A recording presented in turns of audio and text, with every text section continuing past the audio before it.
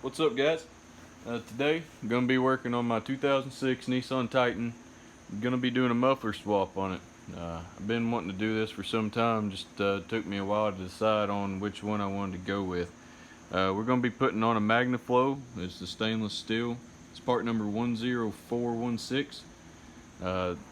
It's a 2.5 in, 2.5 out. The Titan is a 2.5 into the stock muffler right now, and then it's 2.5 out and it goes into a 3-inch to the tip here, and this is a 3-inch to 5-inch tip.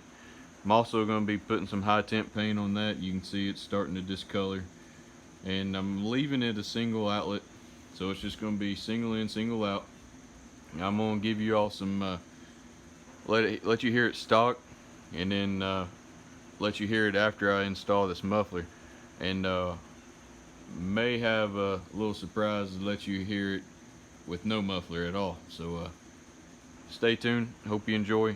Like and subscribe.